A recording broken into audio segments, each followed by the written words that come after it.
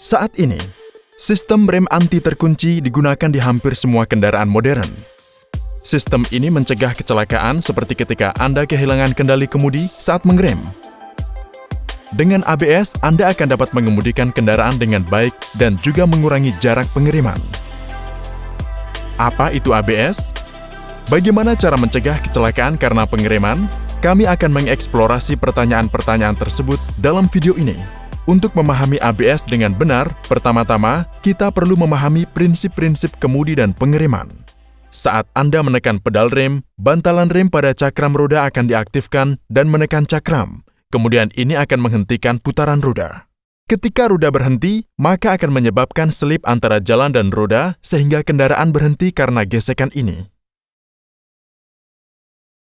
Sekarang, mari kita pahami mekanisme kemudi. Seluruh mekanisme kemudi bergantung pada prinsip sederhana roda yang berputar.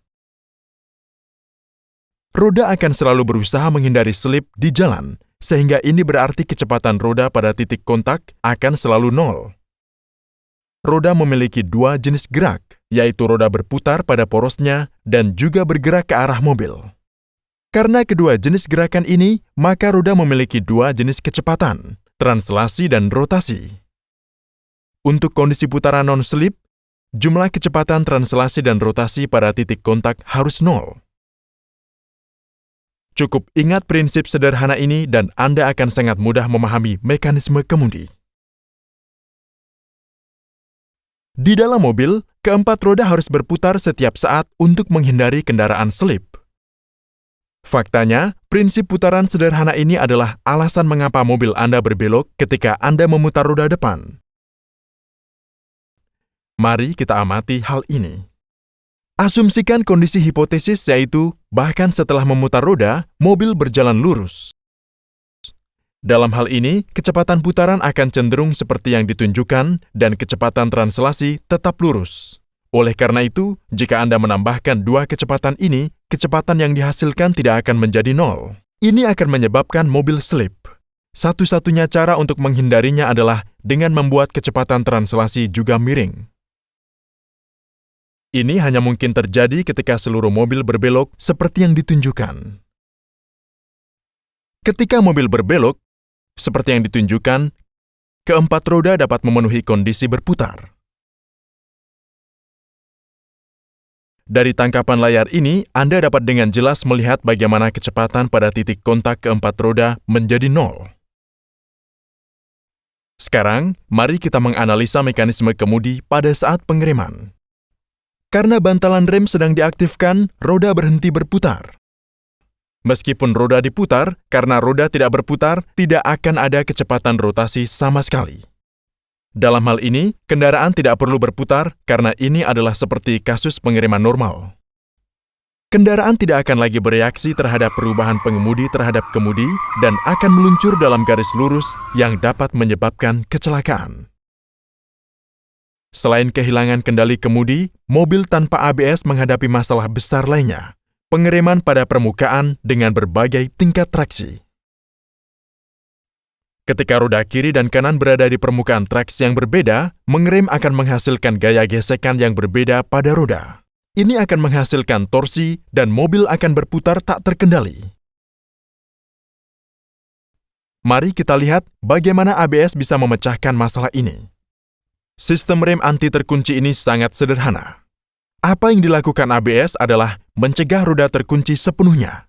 Sistem ABS termasuk sensor kecepatan yang terpasang ke semua roda. Ketika sensor mendeteksi bahwa roda akan terkunci, unit modulator melepaskan sebagian rem pad di roda tersebut.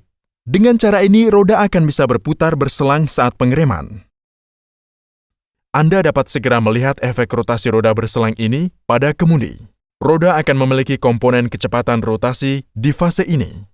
Hal ini pasti akan memungkinkan kemudi untuk berfungsi dan pengemudi akan dapat mengarahkan kendaraan bahkan selama pengereman.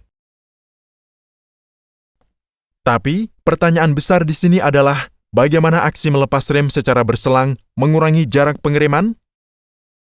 Untuk mendapatkan jawaban atas pertanyaan ini, pertama-tama kita harus memahami bagaimana koefisien gerakan antara ban dan jalan bervariasi sehubungan dengan slip. dalam kondisi berputar sempurna, nilai koefisien gesekan hampir nol. Namun ketika roda 100% selip, gesekan geser ikut bermain. Anda dapat memperkirakan nilai gesekan untuk tingkat selip lainnya bervariasi seperti ini. Tetapi karena karet adalah bahan yang kompleks dan memiliki perilaku aneh selama pengereman, koefisien gesekan antara ban dan jalan bervariasi seperti yang ditunjukkan dengan selip, yang memiliki nilai atas sekitar 12% dari rasio selip dan di bawah serta di atasnya koefisien gesekan berkurang. Selama pengereman tanpa ABS, koefisien gesekan yang berpengaruh adalah gesekan geser. Namun, dalam pengereman ABS, algoritma cerdas tersebut menyesuaikan tekanan rem untuk menjaga rasio selip mendekati 12%, yang merupakan nilai gesekan maksimum. Hal ini secara signifikan mengurangi jarak pengereman. Sekarang, kembali ke masalah ketidakstabilan besar mobil. Dengan distribusi daya rem elektronik atau EBD yang cerdas, yang merupakan subsistem ABS modern, dapat mengatasi masalah ini dengan sangat mudah. Pada EBD, tingkat yaw mobil dan selip relatif pada masing-masing roda diukur.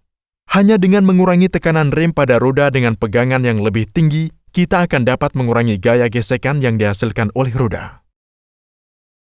Kemudian, hal ini akan menjaga torsi yaw dan seluruh mobil terkendali. Kami harap video ini memberi gambaran konseptual yang jelas tentang cara kerja ABS pada Anda. Dan jangan lupa untuk mendukung kami di Patreon. Terima kasih.